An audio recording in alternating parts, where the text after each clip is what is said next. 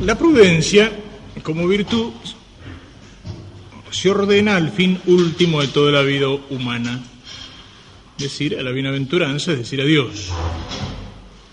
La prudencia de la carne se muestra, digamos, solicitud en los medios, pero se propone como fin último de toda la vida los bienes carnales, es decir, los bienes de acá de la tierra. La solución segunda, dice Santo Tomás, que hay un amor de la carne que puede ser lícito, o sea, el amor de los bienes materiales en tanto cuanto están ordenados a Dios, pero también un amor de la carne que puede ser desordenado, es decir, cuando falta la referencia al fin último. En la solución tercera hacia el fin se menciona Santiago 3:15, que habla de una prudencia o sabiduría que puede ser terrena, animal, es decir, psíquica y diabólica.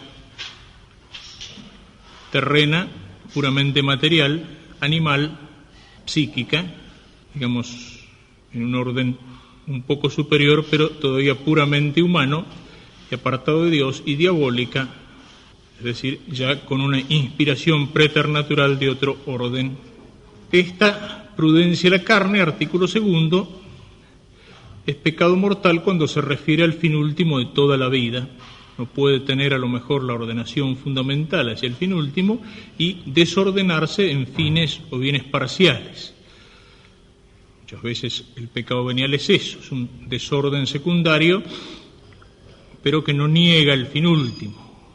En cambio, el pecado mortal es volver las espaldas al fin último. Aquí entonces es lo que falla, el fin. Y entonces habilidad o astucia para encontrar los medios ordenados hacia ese fin. Astucia, propiamente dicha, artículo tercero, se diferencia porque tiene una referencia a los medios. Para conseguir un fin, bueno o malo, se camina por vías no verdaderas, sino simuladas y aparentes. Es decir, el fin puede ser malo, y acá estaría emparentada con la prudencia de la carne, o puede ser un fin bueno. Pero para lograr el fin bueno, uno utiliza medios malos. Como señala Piper, es el tipo que mira el valor táctico de las cosas, es la actitud propia del intrigante. Santo Tomás indica, no es lícito arribar a un fin bueno por vías simuladas y falsas, sino verdaderas. Un fin bueno no justifica el uso de medios malos, no justifica la trampa, no justifica la estafa, no justifica la mentira, no justifica el engaño, la intriga, la calumnia. Piper señala, dice, la simulación, los escondrijos, el ardid y la deslealtad representan el recurso de los espíritus mezquinos y de los pequeños de ánimo. Relaciona la prudencia, que es luz, con la magnanimidad, grandeza de alma. El magnánimo no solamente es el tipo que busca las cosas buenas y las cosas grandes, sino que para llegar a esas cosas camina por los caminos rectos. Dice, la magnanimidad gusta en todo de lo manifiesto, no la cosa turbia, sino la cosa clara, limpia, la rectitud, los buenos medios, la sinceridad. En la Escritura dice, 2 Corintios 4:2, hemos repudiado el callar por vergüenza, dice San Pablo, no procediendo con astucia, ni falseando la palabra de Dios. Al contrario, mediante la manifestación de la verdad, nos recomendamos a nosotros mismos, a toda conciencia humana delante de Dios. Es algo muy propio, digamos, muy característico, en fin, de todos los tiempos, pero en los tiempos en que vivimos, de una manera particular, aparece esta astucia. El hombre que es respetado en muchos ambientes de la sociedad moderna es el tipo que tiene éxito, el tipo que tiene éxito en los negocios, llegó a tener plata, Entonces tiene peso, es respetado, no importa cómo. Llegó a tener poder, mando, gobierno. No importa si lo hizo prometiendo cosas que no pensaba cumplir, mintiendo, usando un doble discurso. Y lo peor de todo es que mucha gente se ha acostumbrado a eso, de tal manera que parece normal. Es un tipo vivo, es un tipo hábil. La habilidad, la viveza, son casi como un elogio. Y lo que existe es mentira, es robo, es delincuencia, es trampa. Pero hay como una justificación, parecería que no es tan malo. El éxito justifica todo lo que se ha utilizado para llegar al éxito. Y no lo miremos solamente en el mundo, sino que muchas veces, digamos, dentro del cuerpo humano de la Santa Madre Iglesia también aparecen estas cosas. Me justifico con un fin bueno y utilizo los medios tramposos, en distintos órdenes o en distintos aspectos. Y creo que estoy justificado porque el fin es bueno y santo.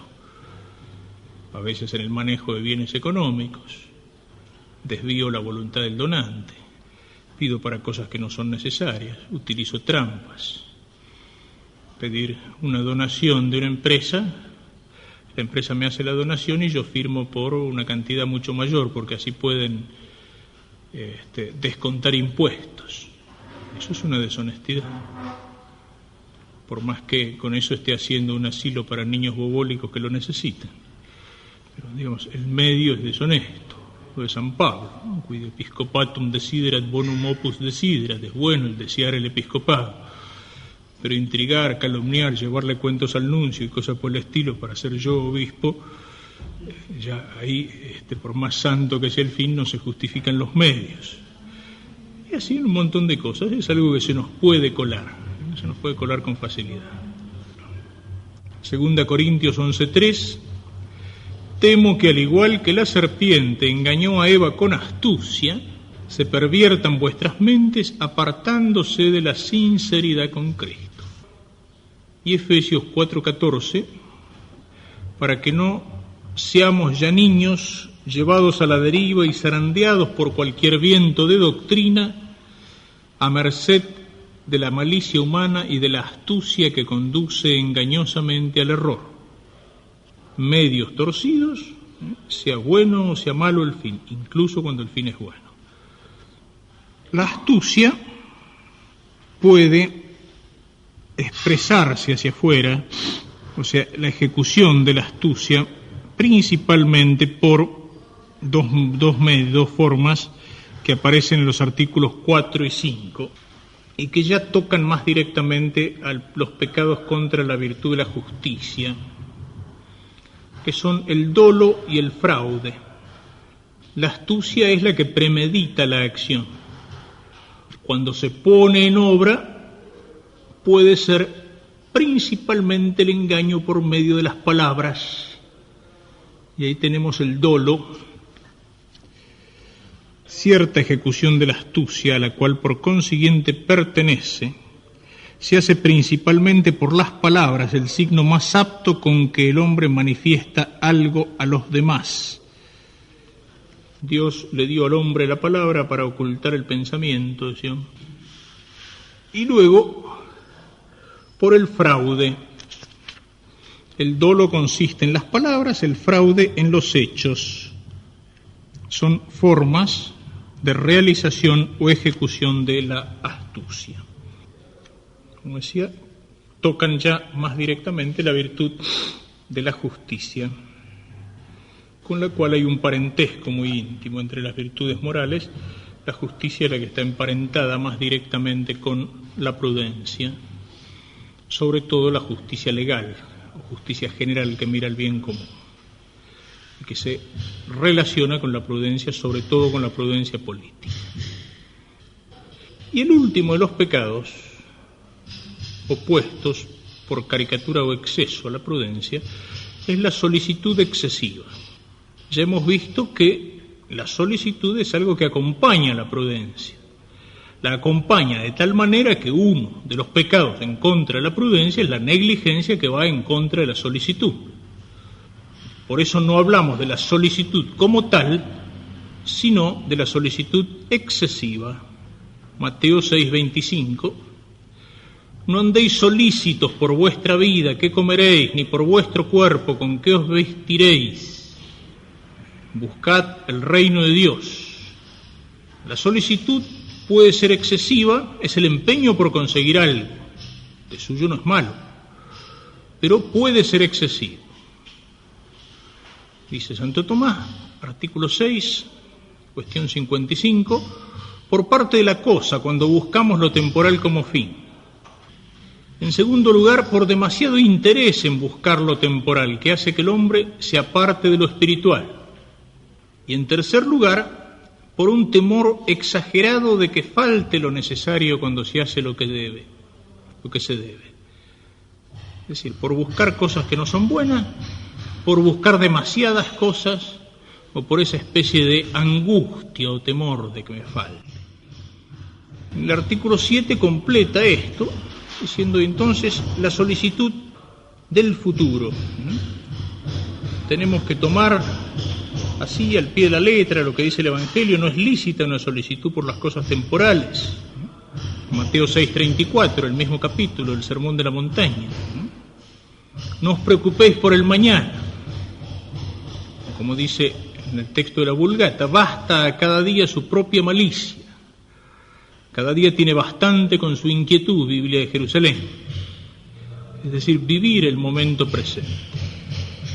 Eso quiere decir que no podemos preocuparnos, podemos hacerlo de mala manera. Dice, la obra no es virtuosa si no va revestida de las debidas circunstancias, entre las cuales entra el tiempo, y a cada tiempo le corresponde su preocupación.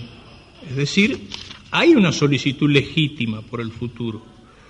No quiere decir que uno tenga que ser en este vivir al día totalmente inconsciente, que no piensa en lo que puede venir el día de mañana.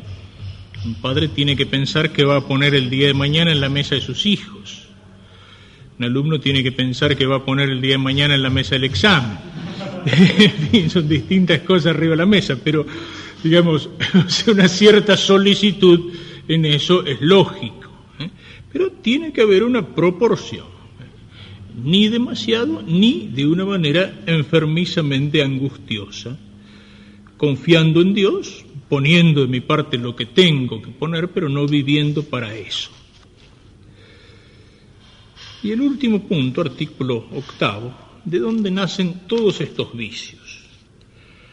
Hemos visto que los vicios por defecto contra la prudencia nacen del desorden de las pasiones, y en particular de la lujuria, que es la que más turba el recto juicio de la razón. Y acá pone Santo Tomás otra causa de estos pecados por exceso. La causa principal, dice, es la avaricia. Puede llamar la atención. Aquí está la relación que hacíamos con la justicia. Se ha dicho que la prudencia, la carne, la astucia, el engaño y el fraude presentan cierta semejanza con la prudencia por el empleo que hacen a su modo de la razón. Entre las demás virtudes morales sobresale el uso de la recta razón en la justicia que reside en la voluntad. De ahí que el mal uso de la razón aparece de un modo particular en los vicios opuestos a la justicia, y uno de los más opuestos a ellos es la avaricia. Por eso estos vicios que tratamos ahora nacen de la avaricia. La justicia es la voluntad de dar a cada uno lo suyo. La avaricia es lo contrario, es darme todo a mí. La avaricia me lleva a no dar a cada uno lo que corresponde, me lleva a guardar. Entonces, por la avaricia con facilidad se falta a la justicia. Y avaricia, decíamos recién, esa angustia de que me falten las cosas. Piper indica, vale la pena la paginita que tiene sobre esto, 55, 56. No es solo el amor inmoderado de las riquezas, dice Piper, la avaricia, sino el desmesurado afán de poseer cuantos bienes estima el hombre que pueden asegurar su grandeza y su dignidad. Ahí entra también esa intriga para la figuración, para el puesto, por la voluntad de poder.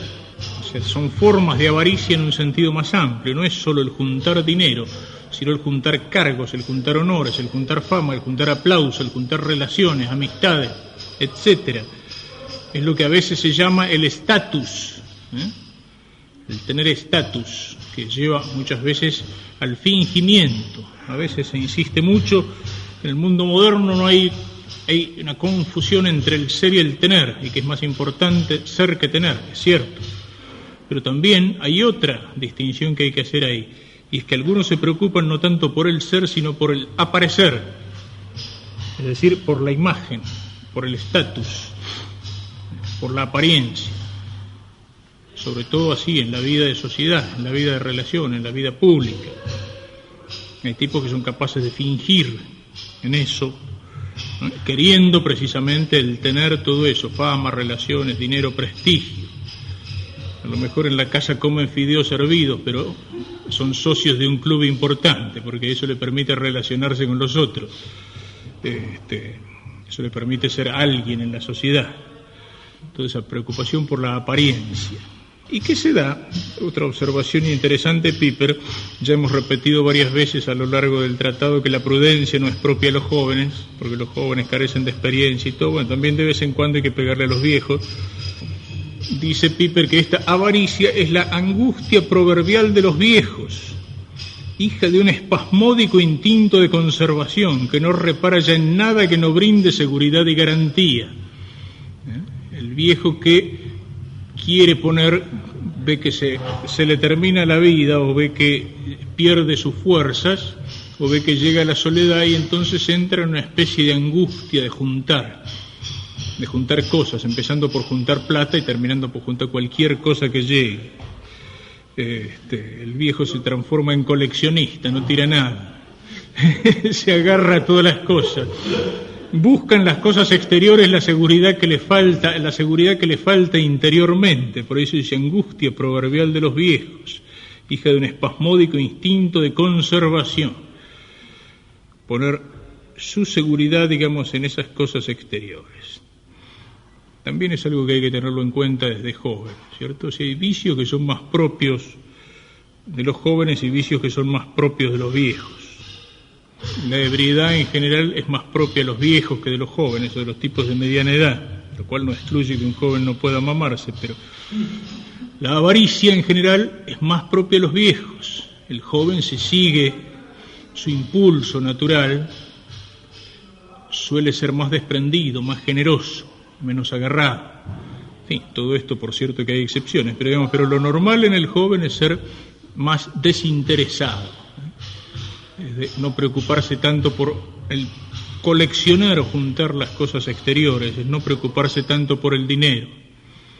Sin embargo, es una de las cosas que uno tiene que tener en cuenta, y tiene que tenerla en cuenta desde joven, y tiene que tenerla en cuenta, hablo sacerdotalmente,